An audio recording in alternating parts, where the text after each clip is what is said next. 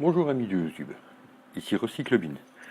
Alors aujourd'hui, petite promenade du jour, récupération d'une alimentation stabilisée d'un vieil ordinateur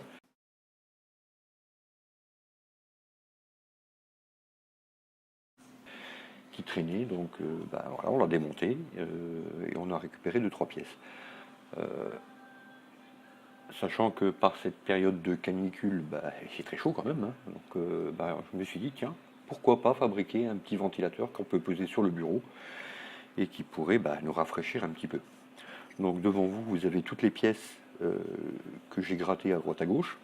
Donc un petit interrupteur pour pouvoir le mettre en route, des résistances pour une petite LED, des grilles que je me suis amusé à modifier. Donc celle-ci était complètement d'origine, celle-ci était beaucoup plus grande, donc j'ai été obligé de couper un cercle autour, de replier les pattes pour la rendre de la même manière que l'autre. Sachant que ces deux grilles-là, je les ai prévues pour justement pas que des petits enfants, par exemple, ne viennent mettre leurs petits doigts dedans et n'arrivent à se blesser. Sachant qu'il y en aura une de chaque côté. Voilà. En plus de ça, j'ai déjà préparé des pieds que j'ai fabriqués dans du simple bout de fil de fer, donc qui viendront se placer ici, dessus, hein. Voilà, comme ceci, avec les vis et la grille, ce qui permettra d'avoir un ventilateur qui sera quand même relativement stable. Bon, je prépare deux versions en fait. Une version fonctionnera sur une alimentation stabilisée qui provient d'un vieil ordinateur portable, donc fonctionnera en 12 volts, donc un peu plus puissant, et un deuxième que j'ai déjà préparé aussi, qui lui fonctionnera directement en USB. Bon, sachant qu'en USB on n'utilisera que du 5 volts, avec le 5 volts, il ne faut pas s'attendre à avoir un ventilateur d'une performance foudroyante. C'est juste, on va dire, pour avoir un petit peu d'air. Alors qu'en 12 volts, on aura quand même déjà un flux d'air qui sera quand même plus que suffisant. Voilà. Alors sans plus attendre, on va commencer à faire notre petit assemblage, histoire de voir à quoi ça ressemble. Donc dans un premier temps, on va commencer à préparer notre petite LED. Alors sachant que pour l'incrustation de cette petite LED, j'ai déjà prévu au préalable un petit trou dans le ventilateur que je vais vous montrer après. Voilà, donc là je prépare juste ma résistance, en sachant que je n'avais pas la bonne résistance qu'il fallait pour pouvoir faire le montage. Donc j'en accouple deux pour obtenir le même résultat. En termes de puissance, ça ne changera strictement rien, hein. Ça permettra juste d'avoir le bon voltage sur la LED, histoire qu'elle ne grille pas. Voilà.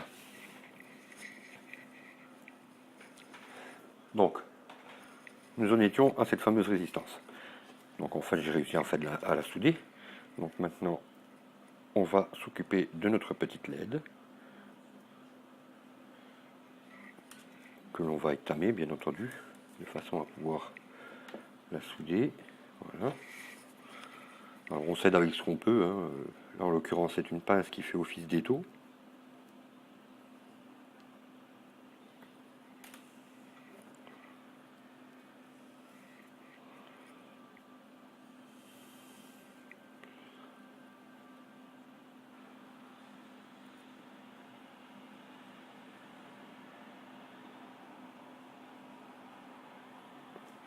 Voilà. Donc là, nous avons notre résistance et notre petite LED. Alors, le tout, bien entendu, on va l'isoler, hein, de façon à ce que ça ne vienne pas faire de court-circuit quelque part. Alors, la LED viendra se préparer dans l'emplacement que j'ai prévu ici. Donc, vous voyez ici, j'ai fait un petit trou dans lequel je vais pouvoir glisser la LED de façon à ce que, une fois que le montage soit terminé, on puisse voir le fonctionnement du ventilateur dès qu'il est mis en route. Voilà. Ok. Donc là, nous avons notre petite LED, notre ventilateur avec ses deux boutons. Alors nous allons bien entendu lui rajouter un interrupteur qui lui permettra de mettre en route le ventilateur lorsqu'on en a besoin.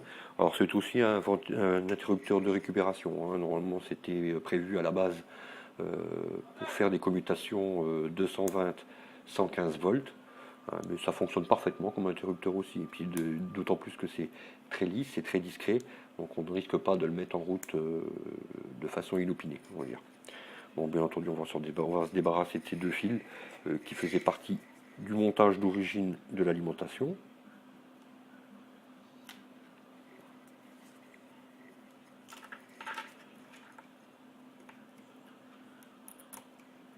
Voilà, une fois. Et deux fois. Voilà.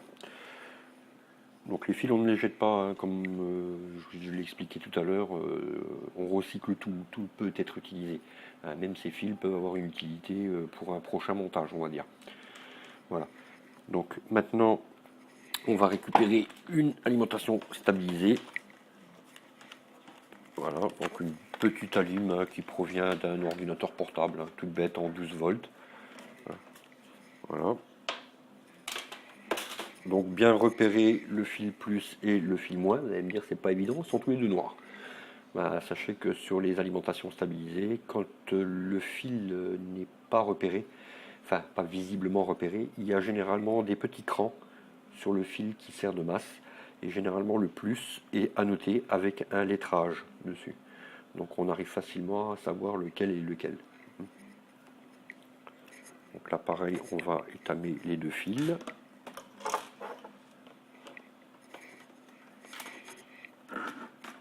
Voilà, encore une fois c'est des lunes pinces Cometo, histoire de pouvoir bloquer nos fils.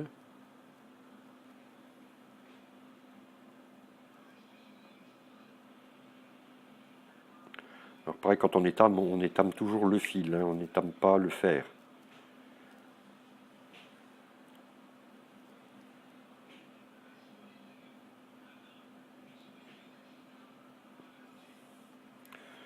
Voilà.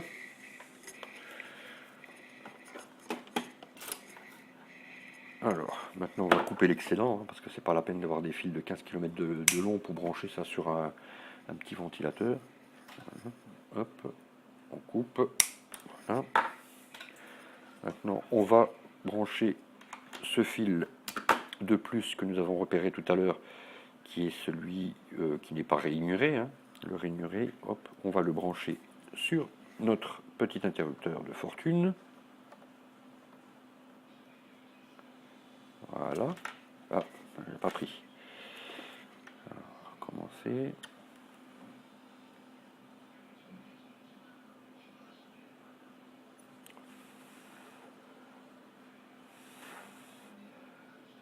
Voilà. Hop. Donc la masse, bah, on isole. Hein. Alors, le fil me gêne un petit peu. Voilà, on va se faire un petit peu de place. On va bloquer tout ça là. On va venir brancher la résistance aussi sur le fil du plus. On va défaire un petit peu.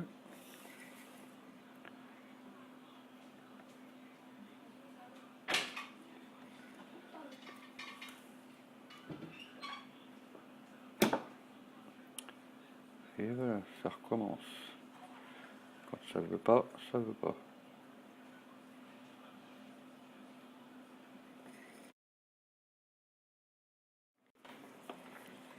Voilà, maintenant on va brancher le fil du plus de notre ventilateur. Donc le fil des ventilateurs, c'est pas très compliqué, hein. Il y a un rouge, un noir, le rouge c'est le plus. Donc pas besoin de se casser la tête plus que ça. On torsade un petit peu les fils pour les rendre un petit peu plus compacts. Voilà. Un petit peu d'étain pour que ce soit plus facile à faire prendre.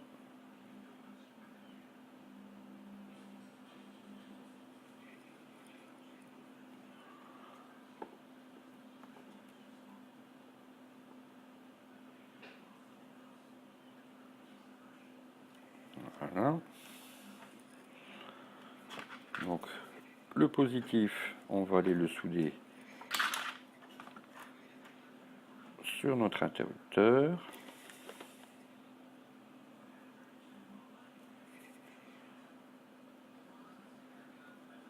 Voilà. Le négatif, eh ben, on va le mettre avec le négatif. Alors, quand on n'a pas de gaine thermorétractable, il y a une astuce toute simple, c'est de récupérer des petits bouts de tuyaux comme celui-ci, hein, qui servent dans les alimentations d'ailleurs. Hein. Sont branchés généralement sur les gainages de ventilateurs, des choses comme ça. Hein. Donc on le glisse sur le fil du moins. Voilà. On assemble nos deux moins, donc le moins de la LED et le moins du ventilateur.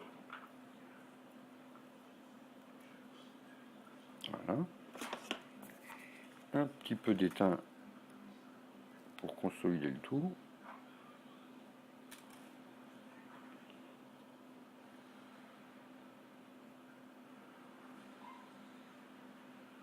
Peut-être nettoyer le fer parce que là, voilà, c'est mieux. Et maintenant, on va souder les deux ensemble.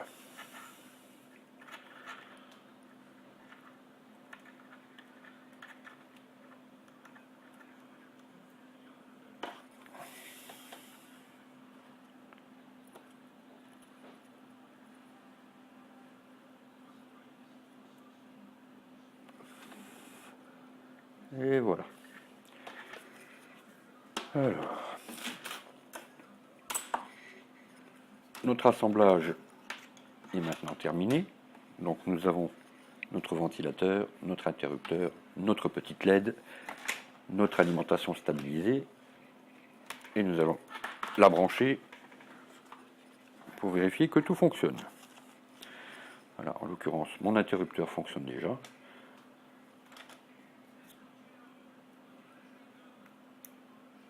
Voilà.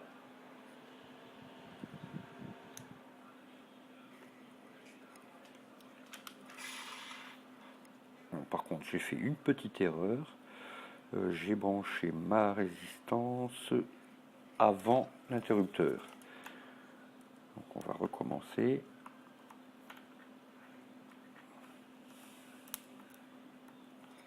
On va couper la lime.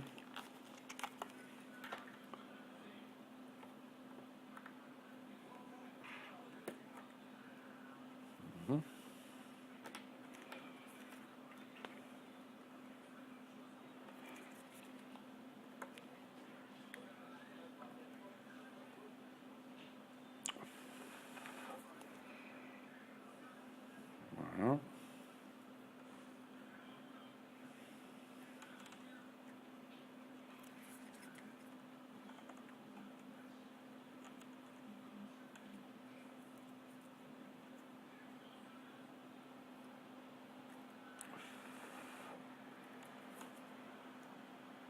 Et voilà.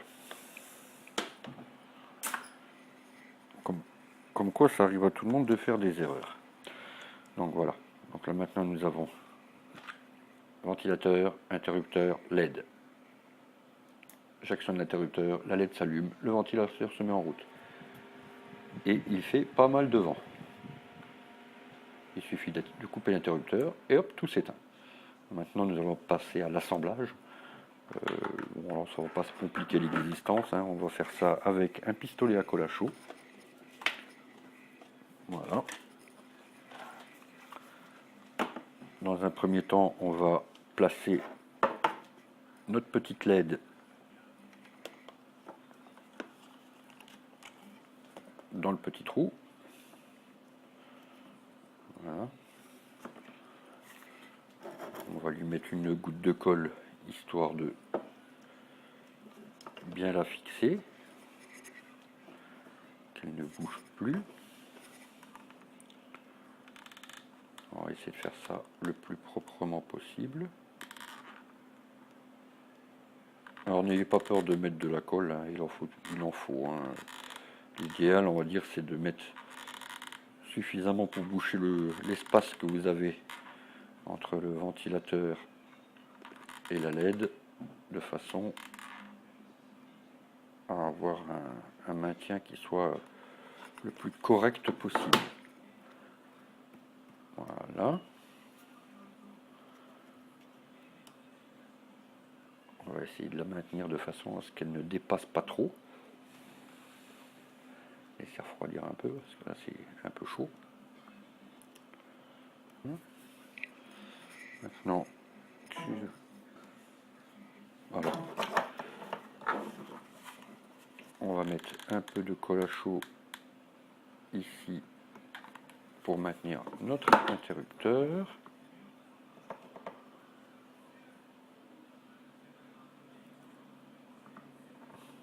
Histoire que ça fasse joli quand même. Hein. C'est pas le tout de faire de la récup. Le tout c'est de faire quelque chose qui soit un minimum esthétique.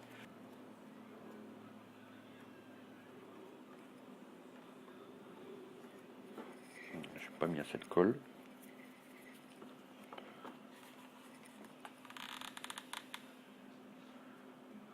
C'est pas un problème, on va en remettre.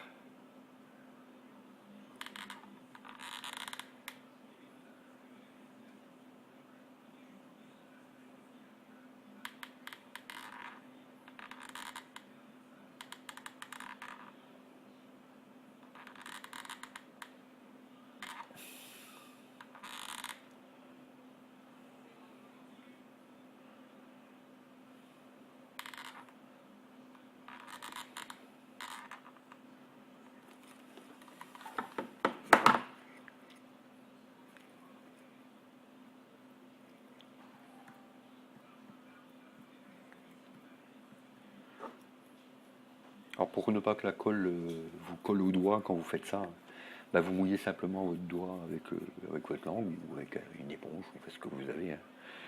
Et ça permet en fait de lisser la colle sans pour autant qu'elle ne colle à vos doigts. Voilà. Donc maintenant on va essayer de placer nos fils de façon à ce qu'ils se voient le moins possible quand même.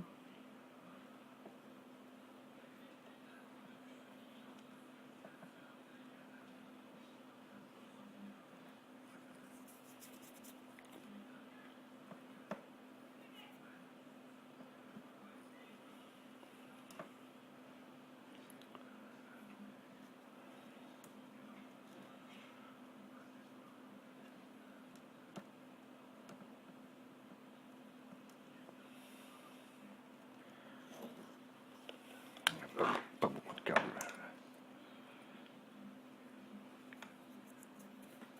Voilà.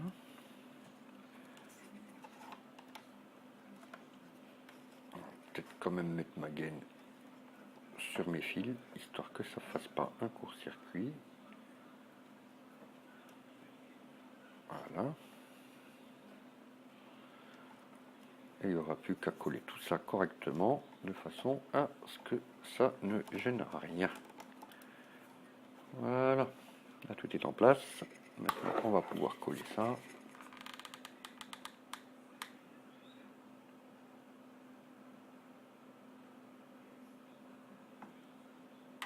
Je ne le dirai jamais assez, hein. N'hésitez pas à mettre de la colle. C'est pas pour ce que ça coûte. Et au moins ça tient correctement. À moins que vous vouliez faire un montage provisoire, hein, qui ne servira que l'espace d'un petit moment.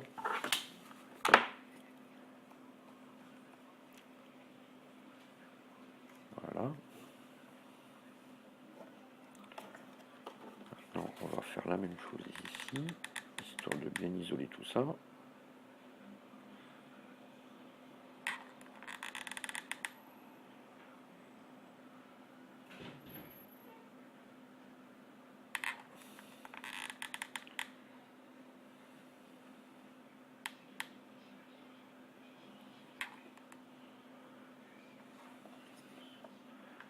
L'avantage de la colle, c'est que c'est un très bon isolant en même temps. Hein.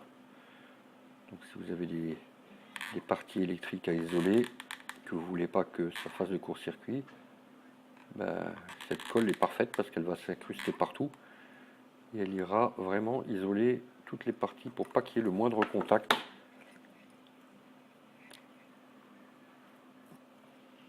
Voilà.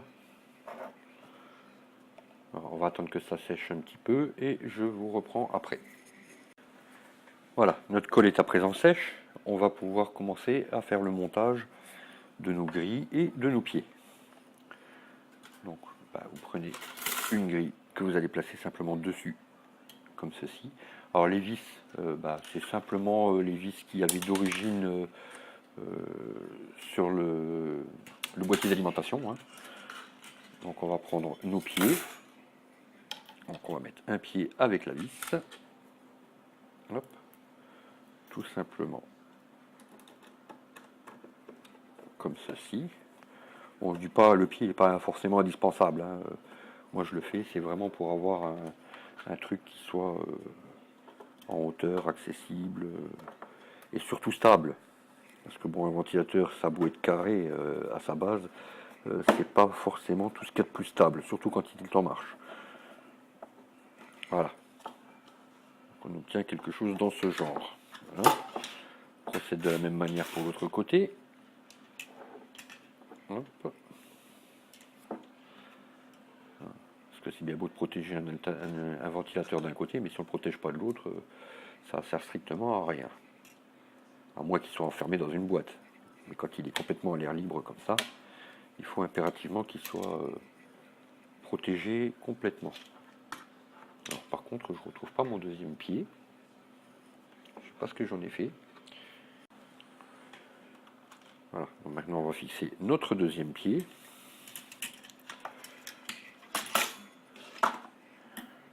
Voilà.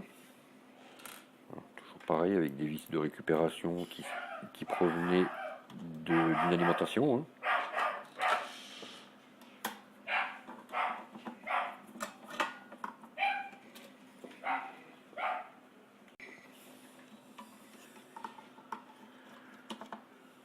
Voilà. Hop.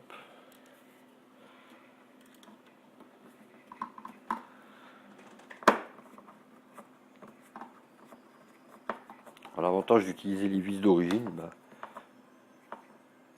c'est que il n'y a pas de souci pour les fixer. Puis comme elles sont suffisamment grandes, les trois quarts du temps, il y a largement la place de rajouter une grille et en plus les pieds.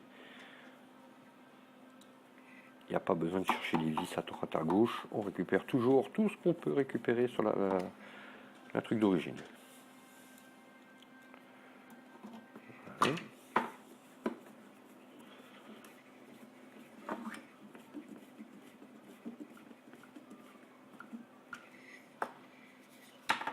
On va mettre les deux dernières vis, celle du haut.